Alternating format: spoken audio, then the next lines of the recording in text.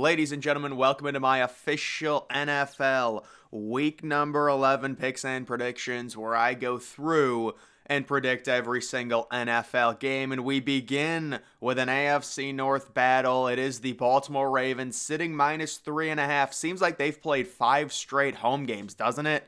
They're taking on the Cincinnati Bengals. Cincinnati coming off that disappointing home loss to CJ Stroud. They're 5-4. They really need to win this game somehow on the road if they want a shot at the AFC North title. They've already got 4 losses. This would really push them back, but I think Cincinnati on the road gets it done against Baltimore. I understand it would be very surprising to see Baltimore lose back-to-back home games against division rivals, but Baltimore seems to be a little bit streaky. They have the game against Seattle where they crush them. They come back against the Browns. The Browns really don't look good throughout much of that game, but they hang in there, and they end up scoring 33 points and winning. This is almost a must-win. Cincinnati needs it. It's an extremely competitive AFC, not just for the division, but for the wild card. The Bengals, it's a tough loss against Houston, but realistically, they should have won that game. They had a really bad drop.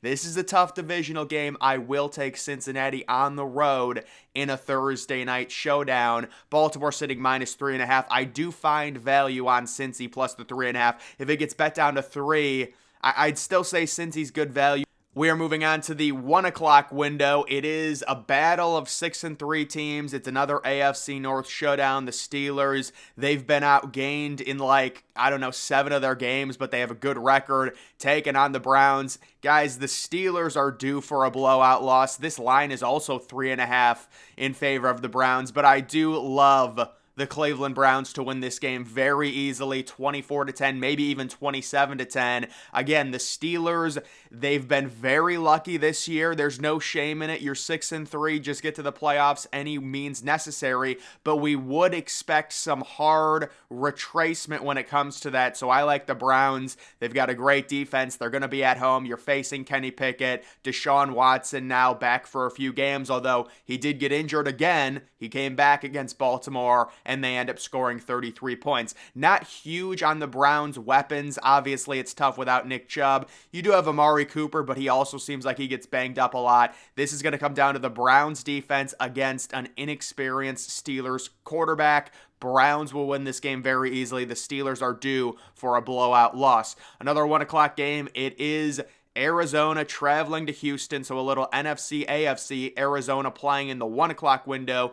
You do have Houston only -4, sitting at 5-4 right now, and what is going on with CJ Stroud? I mean, people are legitimately talking about him possibly winning the MVP. A rookie quarterback winning the MVP would be the biggest shock I've seen in the NFL probably in a decade. It just never happens, and I don't think it will happen, but CJ Stroud is having a crazy year right now. But the reason this is only a 4-point spread, Kyler Murray comes back and looks completely fine last week. There was no rust. So they're 2-8, but they've got a quarterback who at this point is a franchise QB. I do think this is going to be a fun, higher scoring game. I have Houston winning it. -4, I don't know. It's just hard to gauge how good Kyler Murray's going to be. Again, last week he was really good. You would think he would be able to repeat that against a Houston team in a dome, in a good road spot. Higher scoring game. I will take CJ Stroud to win it at home. Should be relatively close. I would like the over on it. Next, we do have Tennessee traveling to Jacksonville. So Tennessee right now 3-6, kind of a disappointing loss last week. Will Levis, at Tampa Bay, not a good offensive performance. Jacksonville, really bad home loss to San Francisco. They were completely outclassed. They're sitting -6.5 in this one, and I do have Jacksonville winning this game. This is one of your typical boring AFC South games. Let's just call it what it is. Jacksonville will win it. It'll be, close early. Maybe it'll be 10-3 at half. They'll pull away, and it'll never really be close. Tennessee at this point, I still like them. It's just a tough spot going on the road against a solid Jacksonville team who's gonna want to get right, having back-to-back home games. They lose to San Francisco in blowout fashion. Now they're facing a young rookie quarterback. They've got a solid pass rush with Josh Allen. They should win this relatively easily. Next, we do have Miami, -11.5. taking on the Las Vegas Raiders. The Raiders sitting at 5-5. the new interim head coach. It's been crazy. We picked them last week. They won outright against the Jets on Sunday night. But at some point, there's going to be a retracement, and I think this game is going to be a pretty big retracement for the Raiders. You do have Miami. They played, I want to say, in London, or no, it was Germany, and then they had a bye week, so they're going to be extra rested. They're at home.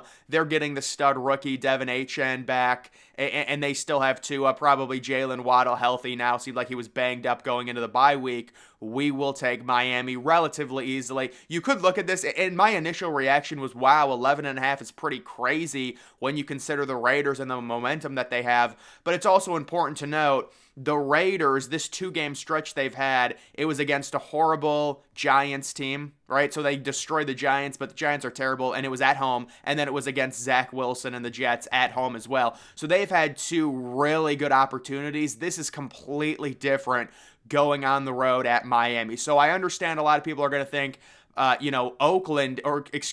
Las Vegas is great value plus the 11.5 because of the way they've played the last 2 weeks. The last 2 weeks are going to be nothing like this week, and I actually would say go in on Miami, although I think this line's probably going to get bet down to maybe 10.5, and that's when you could go in. I mean, the FPI is just crazy, 90% chance to win for Miami. That's because Miami is able to generate explosive plays. It makes it so much more easier for them to score rather than stringing together drives, and the analytics love that type of stuff. Next, it is Dallas traveling to Carolina. So this one, Dallas sitting minus 11. They had a massive spread last week. They were minus 16.5. They easily covered.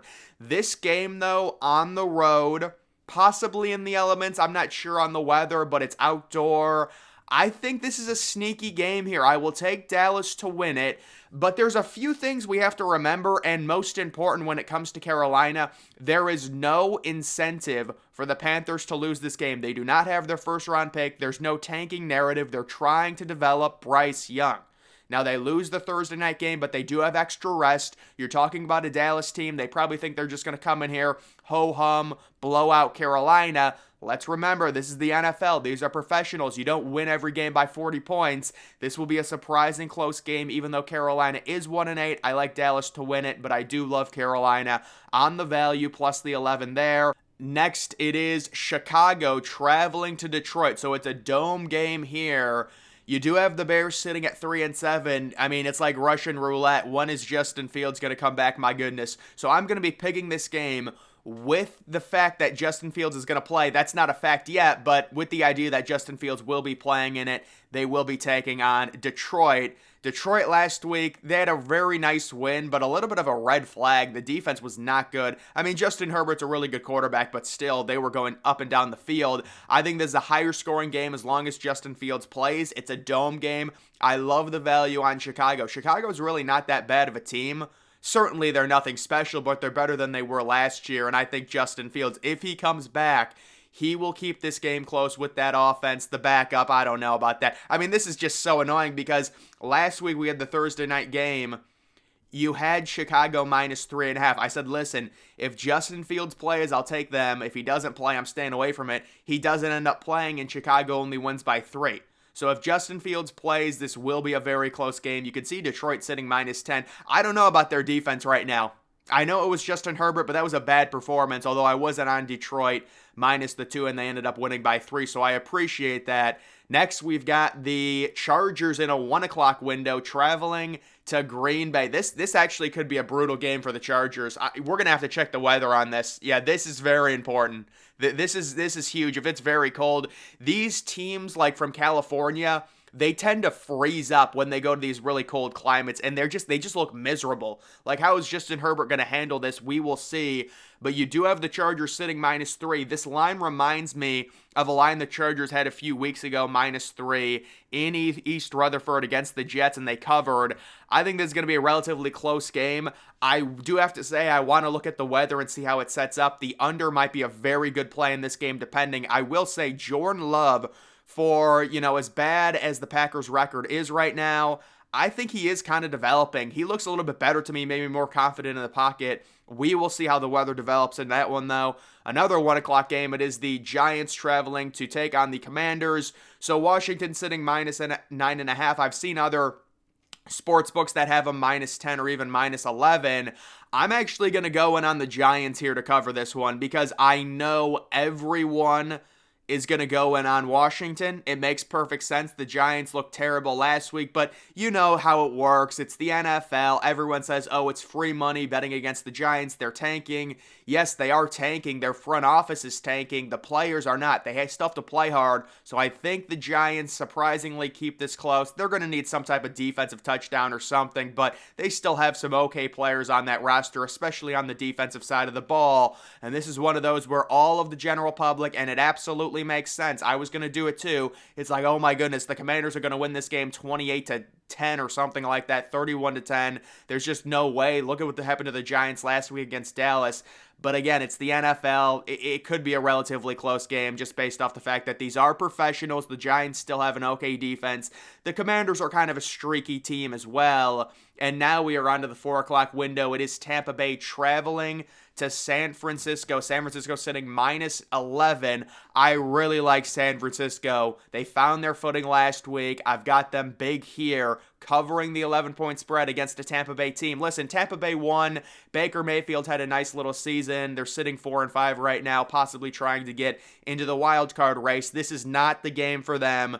Going up against this defense, it's going to be San Francisco, and this could be like a 31-10 type game where, you get Tampa Bay scoring a late touchdown to try and make it closer. San Francisco big in that one. The 425 games, it's the New York Jets traveling to Buffalo, so Buffalo now is 5-5. I forgot to update that after last night, but yeah, Buffalo needs this game badly. They're sitting -6.5. They're facing Zach Wilson. There's no way that Buffalo loses this game, in my opinion. I'm expecting a big offensive performance, even against a really good Jets defense. They will get back on track. Again, you're sitting at 5-5. You got to start winning these games. I do have them winning relatively easily, 29-16. And then the problem with the Jets, it's just the quarterback, Zach Wilson.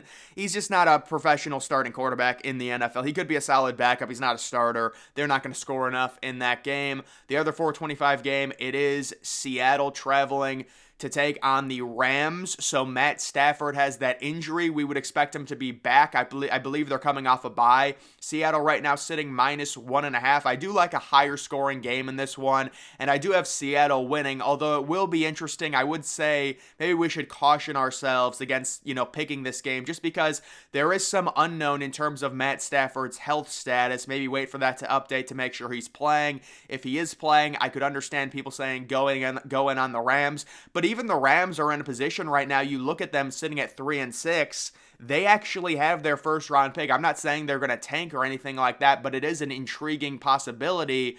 They could end up with a top 5 pick legitimately, although I don't think they will. I mean, look at the analytics. The analytics love the Rams. They've got them at a 58% chance to beat a 6-3 team. Seattle is kind of streaky. You really don't know what to expect from Seattle. They've had games where I thought they would win. They get blown out. They've had other games. They're just a strange team. I will take them winning this game, maybe a slight high-scoring one, especially if the over-under's into the 40s. I would like that to go over. Moving on to the 8:20 game, it is Josh Dobbs and Minnesota traveling to Denver. You do have Denver sitting -2.5, and I love Denver in this game at home. I know what people are going to say, Josh Dobbs, he's been so great the past 2 weeks, but it has to come to an end at some point. It doesn't make sense for a quarterback that's been on, Minnesota's roster for 10 days to start winning all these games. It's going to end. I like Denver to cover the 2.5-point spread and win this game. Lower scoring game.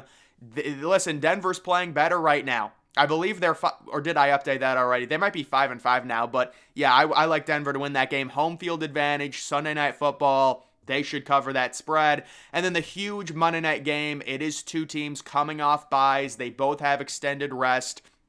Philadelphia traveling to Kansas City. Philadelphia 8-1, Kansas City 7-2. KC sitting -3. So this is basically a pick-em if you factor in home field advantage. And I do like Kansas City. The NFL is going to be milking this game for views.